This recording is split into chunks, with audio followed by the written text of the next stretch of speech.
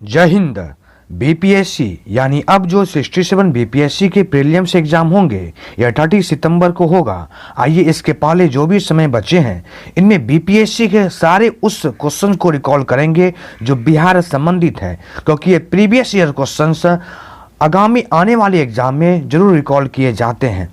तो इस सीरीज में आज हम आपको बीपीएससी 65 जो पूछा गया था लगभग 20 क्वेश्चंस बिहार स्पेशल से, वो क्वेश्चन को हम रिकॉल कराएंगे और ये कंटिन्यू सीरीज चलेगा। यानी बिहार से जितना भी क्वेश्चन पूछा गया है ये 10 साल के दौरान उन सभी क्वेश्चन को हम बारी बारी के लेके आएंगे, जो कि काफ़ी इंपॉर्टेंट ये क्वेश्चन होगा। तो रिकॉल करेंगे आज 65 बीपीएससी का जो लगभग 20 क्वेश्चन पूछे गए थे। यह महत्वपूर्ण क्वेश्चन का सीरीज होगा और ये कंटिन्यू चलेंगे। तो पहले 65 बीपीएससी, फिर 64, इसी तरह जितने भी बीपीएससी एग्जाम लिए हैं सभी में जितना बिहार से क्वेश्चंस पूछा गया है उन सभी क्वेश्चंस को रिकॉल करते हैं। चलिए आज चलेंगे इस महत्वपूर्ण 20 क्वेश्चन के सीरीज में। चलते हैं, पहला नंबर क्वेश्चन से पूछा गया है। महत्वपूर्ण क्वेश्चन के सीरीज में चलते हैं। पहला नंबर क्वेश्चन पूछा गया, कश्मीर घाटी के अंतिम मुगल शासक यूसुफ शाह चक, जिन्हें मुगल सम्राट अकबर के द्वारा बिहार में निर्वासित किया गया था और इन्हें दफन भी किया गया है, ये कहाँ पे? तो नालंदा में किए गए हैं, नालंदा में। यानी इसमें एक महत्वपूर्ण पॉइंट पूछा गया यूसुफ शाह चक के बारे में। यह लगभग 1579 से 1586 तक कश्मीर के शासक थे, जिन्हें अकबर के द्वारा बिहार में निर्वासित कर दिया गया था, यानी कैद कर लिए गए थे। और इनका जब देहांत हुआ तो इन्हें नालंदा में दफन कर दिया गया। यानी देखा जाए क्वेश्चन का आंसर ऑप्शन नंबर डी होगा। यानी यूसुफ शाह चक ये कश्मीर के शासक थे जो 1579 से 1586 तक ये कश्मीर का शासन किया था, जिन्हें अकबर के द्वारा बिहार में कैद कर दिए गए थे। ऑप्शन नंबर डी हो जाएगा। आइए आगे चलेंगे। बिहार राज्य पर्यटन विकास निगम का टैगलाइन क्या है? काफी इंपॉर्टेंट क्वेश्चन है, क्योंकि अक्सर एग्जाम में क्वेश्चन रिकॉल किए जा रहे हैं। इसका देखा जाए आंसर तो बिलिसपुर बिहार हो जाएगा। Option number C. सबसे पहले बिहार राज्य पर्यटन विकास निगम यानी बिहार राज्य पर्यटन विकास निगम की स्थापना जो किया गया था 1980 में किए गए थे। बिहार राज्य पर्यटन विकास निगम की स्थापना 1980 में, इसका स्थापना बिहार पर्यटन विकास को बढ़ावा देने के लिए, यानी बिहार अपने पर्यटन को बढ़ावा देने के लिए इनका स्थापना किया था 1980 में। क्वेश्चन का आंसर ऑप्शन नंबर सी हो जाएगा। आइए, बिहार राज्य में गंगा किनारे स्थित जिलों की संख्या कितनी है? काफी महत्वपूर्ण क्वेश्चन। 12। बिहार में गंगा जो बहती है लगभग 12 जिलों में बहती है। देखा जाए गंगा की कुल लंबाई 2525 किलोमीटर, लेकिन बिहार में कभी पूछा जाए गंगा की कुल लंबाई तो 445 किलोमीटर देखा गया है बिहार में गंगा की कुल लंबाई। सबसे पहले ये गंगा बक्सर जिले में प्रवेश करती है। तो आइए इन 12 जिलों का मैंने नाम रिकॉल कर दूं जहां ये गंगा बहती है। बक्सर हो गए, फिर वैशाली में, फिर खगड़िया में, भोजपुर, समस्तीपुर, कटिहार, सारण, बेगूसराय, भागलपुर, पटना, मुंगेर, लखीसराय, इन 12 जिलों से होके हुए देखा जाए गंगा नदी बहती है बिहार में, और सबसे अधिक जो लंबी गंगा बहती है वो पटना देखा जाए। ऑप्शन नंबर सी हो जाएंगे इस क्वेश्चन का। आइए आगे चलेंगे। निम्नलिखित में कौन सा वन्यजीव अभ्यारण्य बिहार के मुंगेर जिले में अवस्थित है? मुंगेर में भीम बांध अभ्यारण्य अवस्थित है। इस भीम बांध अभ्यारण्य की स्थापना 1976 में किया गया था। 1976 में भीम बांध अभ्यारण्य की स्थापना हुई थी। और वाल्मीकि नगर वन्यजीव अभ्यारण्य जो ऑप्शन नंबर 1 में दिख रहा है यह पश्चिम चंपारण में अवस्थित है। अभी और एक पॉइंट याद रखिएगा, कैमूर में दूसरा टाइगर रिजर्व बनाने की घोषणा कर दी गई, तो कैमूर में दूसरा टाइगर रिजर्व बनने जा रहा है। इस क्वेश्चन का आंसर ऑप्शन नंबर सी हो जाएगा। आइए आगे चलेंगे, महत्वपूर्ण क्वेश्चन को देखते हैं। 11 की जनगणना के अनुसार बिहार में सर्वोच्च लिंगानुपात पूछा गया। लिंगानुपात, इसके पहले मैं अपने YouTube पे जनसंख्या संबंधित सारे वीडियो अपलोड कर चुका हूं, आप उन्हें जरूर देखें। इस क्वेश्चन का आंसर ऑप्शन नंबर बी होगा, गोपालगंज, क्योंकि गोपालगंज में देखा जाए प्रति 1000 पुरुषों पे महिलाओं की संख्या 1021 है। 1021 यह जनगणना 2011 की मैं बात कर रहा हूं, लेकिन वर्तमान में देखा जाए अभी एक रिपोर्ट आई है जिसमें लिंगानुपात बिहार में काफी बढ़ गए हैं, 1090 हो चुका है। तो सबसे अधिक 11 की जनगणना के अनुसार गोपालगंज में, और सबसे कम जो है वो मुंगेर में है। याद रखिएगा, काफी इंपॉर्टेंट क्वेश्चन है। आइए आगे चलेंगे। निम्नलिखित में कौन सा जिला सबसे अधिक घने पतझड़ वन वाले जिले हैं? तो ये पश्चिम चंपारण।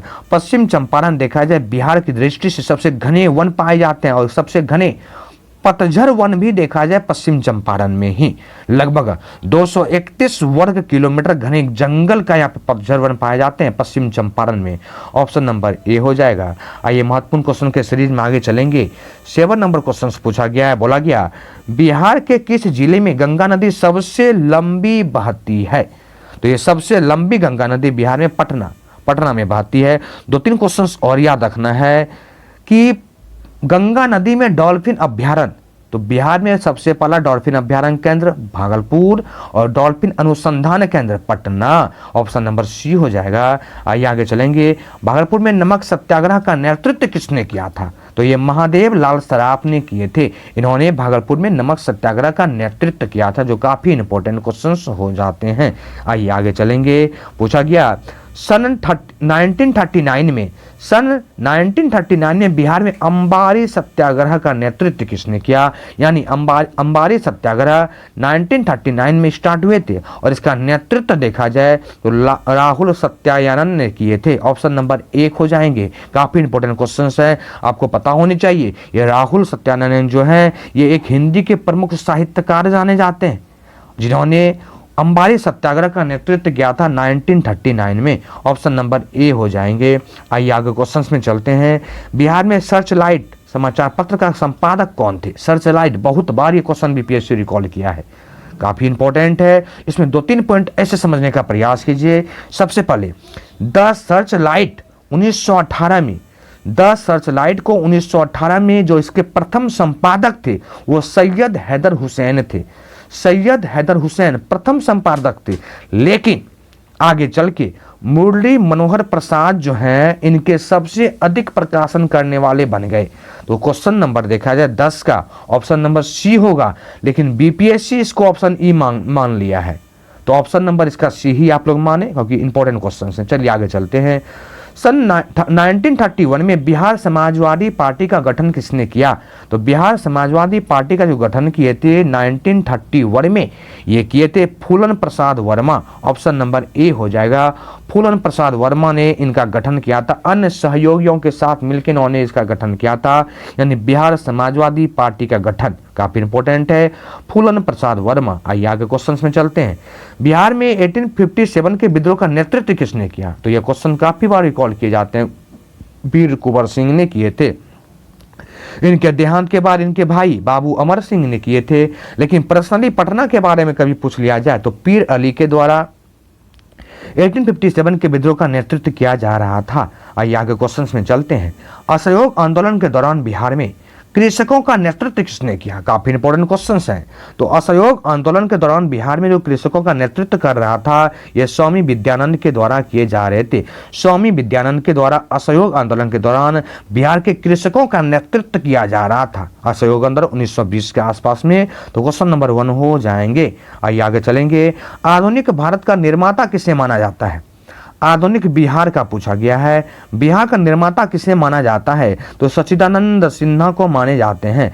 सच्चिदानंद सिन्हा देखा जाए तो एक प्रसिद्ध सांसद भी रह चुके हैं, एक वकील भी रह चुके हैं, पत्रकार भी थे और एक महान दूरदर्शी भी जाने जाते हैं ये, इसीलिए इन्हें बिहार का निर्माता माना जाता है। काफी इंपॉर्टेंट क्वेश्चन है। और यह इन्हीं के अथक प्रयास से देखा जाए पटना विश्वविद्यालय की स्थापना 1917 में हुआ था, इन्हीं के प्रयास से। और पहली बार देखा जाए 1936 से 1944 तक, 1936 से 44 तक यह पटना विश्वविद्यालय के कुलपति भी रहे थे सच्चिदानंद सिन्हा। काफी इंपॉर्टेंट क्वेश्चन है, इसलिए इन्हें बिहार का निर्माता माने जाते हैं। ऑप्शन नंबर ए हो जाएगा। आइए आगे क्वेश्चन को देखते हैं। पूछा गया है, बोला गया बिहार प्रांतीय किसान सभा का गठन किसने किया? तो बिहार प्रांतीय किसान सभा का गठन जो किए थे स्वामी सहजानंद सरस्वती के द्वारा किया गया था। ऑप्शन नंबर ए हो जाएंगे। स्वामी सहजानंद सरस्वती के द्वारा किए गए थे। काफी इंपॉर्टेंट क्वेश्चन है, याद रखनी है। आइए आगे चलते हैं। क्वेश्चन में पूछा गया है डच ईस्ट इंडिया कंपनी के बारे में बोला गया। डच ईस्ट इंडिया कंपनी ने किस वर्ष अपनी फैक्ट्री पटना में स्थापित की थी? तो ये फैक्ट्री 1632 में स्थापित किया गया था। 1632 में पहली बार पटना में पहली बार इन्होंने फैक्ट्री स्थापित किया था। लेकिन ऐसे क्वेश्चन पूछा जाए, डच ईस्ट इंडिया कंपनी की स्थापना कब हुई थी? तो 1602 ईस्वी में।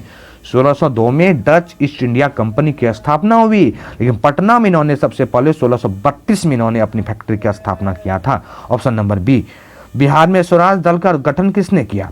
तो बिहार में स्वराज दल का जो गठन किए थे यह श्री कृष्ण सिंह के द्वारा किया गया था। श्री कृष्ण सिंह। स्वराज दल काफी इंपॉर्टेंट हो जाते हैं, ऐसे समझने का प्रयास कीजिए क्वेश्चन को, काफी इंपॉर्टेंट है क्योंकि 1923 की जब समय थे, 1923 में CR दास तथा मोतीलाल नेहरू के नेतृत्व में स्वराज पार्टी की स्थापना की गई थी 1923 में।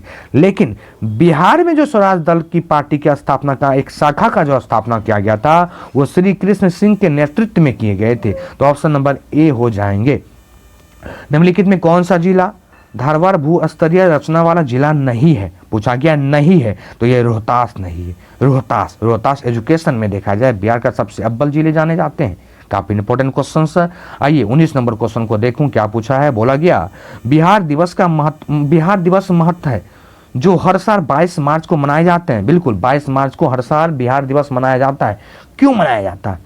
तो इस क्वेश्चन का आंसर देखा जाए ऑप्शन नंबर सी, क्योंकि 1912 में बिहार के बंगाल प्रेसिडेंसी से अलग होने को याद करने के लिए हर साल 22 मार्च को बिहार दिवस मनाया जाता है। इस बार जो बिहार दिवस मनाया गया जल जीवन हरियाली इसके थीम थे 2022 का। तो इंपॉर्टेंट क्वेश्चन का सीरीज लगभग 19 क्वेश्चन 65 बीपीएससी में सिर्फ बिहार से पूछा गया था, बिहार स्पेशल से, और करंट भी कुछ क्वेश्चन थे। लेकिन यह सीरीज काफी इंपॉर्टेंट होगा आपका 67 बीपीएससी के लिए। तो इस सीरीज को बार बार देखने का प्रयास करें क्योंकि बहुत ही इंपॉर्टेंट सीरीज चलेगा और इसमें जितने भी प्रीवियस ईयर के क्वेश्चन होंगे बिहार संबंधित मैं सारे क्वेश्चन को रिकॉल करा दूंगा।